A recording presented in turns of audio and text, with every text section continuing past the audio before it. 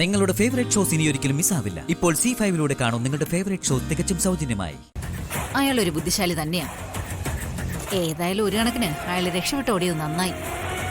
അല്ലെങ്കിൽ വിശാൽ അയാളെ കൊന്നേനെ. അത് പറയാൻ പറ്റില്ല. ചിലപ്പോ അയാൾ വിശാലിനെ ആക്രമിച്ചേനെ. ഏതായാലും അതുണ്ടാവാഞ്ഞത് ഭാഗ്യം.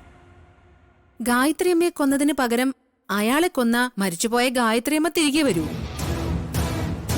വിശാൽ എന്ത് പൊട്ടത്തരാണ് ചിന്തിച്ചു വെച്ചിരിക്കുന്നത്? അയാള് ചെയ്ത കുറ്റത്തിന് കോടതി അയാളെ നിയമപരമായി ശിക്ഷിച്ചതാ. അയാൾ ആ ശിക്ഷ അനുഭവിക്കുകയും ചെയ്തു.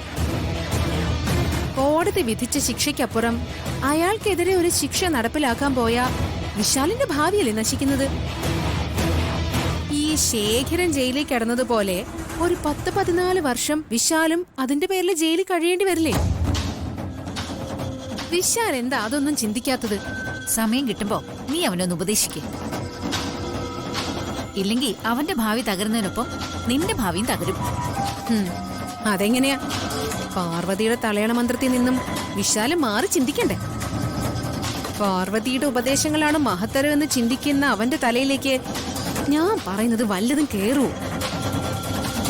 ജാസ്മിൻ, നീ ഇങ്ങനെ നിരാശപ്പെടാതെ പാർവതിയെ മാറ്റി നിർത്തിയിട്ട് അവനോട് അടുക്കാൻ ശ്രമിക്കണം. ഞാനിത് എത്ര നാളായിട്ട് നിന്നോട് പറയുവാ. അല്ല, നീ എന്താ അത് കേൾക്കാത്തെ? എടി, ഒരു പെണ്ണ് വിചാരിച്ച ഏതൊരാണിന്റെയും മനസ്സ് മാറ്റിയെടുക്കാൻ സാധിക്കും.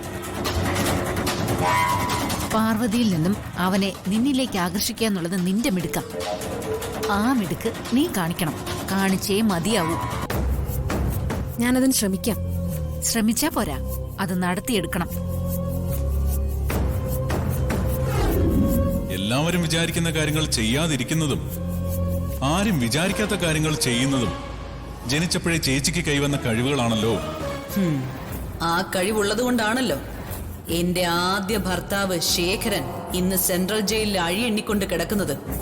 വിഡ്ഢി, എന്റെ രക്ഷയ്ക്കായി ആ കുറ്റം സ്വയം ഏറ്റെടുത്ത പമ്പര വിഡ്ഢി. അല്ല, നീ എന്തേ ചിന്തിക്കുന്നു? ഞാൻ ചിന്തിക്കുന്നത് ആന്റിയും ശേഖരനെയും കുറിച്ചാ. ആന്റിയും ശേഖരനും തമ്മില് എന്തോ വലിയ രഹസ്യമുണ്ട്. വിശാല് കരുതുന്നത് ഗായത്രിയമ്മയെ കൊന്നത് ശേഖരനാണെന്നാണ്. പക്ഷേ നമുക്ക് മാത്രമേ അറിയൂ ആ കൊലപാതകത്തിന് പിന്നിൽ പ്രഭാവതി ആന്റി ആണെന്ന്. ഒരു കാര്യം ഉറപ്പാ, ചെയ്യാത്ത കുറ്റത്തിന് തന്നെ കുടുക്കിയ ആന്റിയോട് പ്രതികാരം ചെയ്യാൻ തന്നെയാണ് ശേഖരൻ വന്നിരിക്കുന്നത്. അയാൾ ആ ലക്ഷ്യവുമായി എവിടെ കഴിഞ്ഞാലും അയാളെ നമുക്ക് കണ്ടെത്തണം ആന്റി. നമ്മളെന്തിനാ കണ്ടെത്താൻ പോന്നെ? വേണം, അയാളെ നമ്മുടെ കസ്റ്റഡിയിലാക്കി വെക്കണം. പ്രഭാവതി ആന്റി വിശ്വസിക്കാൻ പറ്റില്ല. എന്നെക്കുറിച്ചുള്ള രഹസ്യങ്ങൾ മുഴുവൻ അറിയുന്ന ആളാ ആന്റി. ഒരുപക്ഷെ എന്നെങ്കിലും അവർ രഹസ്യങ്ങൾ വെച്ച് എന്നെ ബ്ലാക്ക്മെയിൽ ചെയ്യാൻ വേണ്ടി ശ്രമിക്കും. അപ്പോ നമുക്ക് ആന്റിക്കെതിരെ കളത്തിലിറങ്ങി കളിക്കാൻ ഒരാള് വേണം. അതാണ് ശേഖരൻ എന്ന ഈ ശേഖരമെങ്ങും. നിന്റെ ബുദ്ധി കൊള്ളാലോ മോളെ.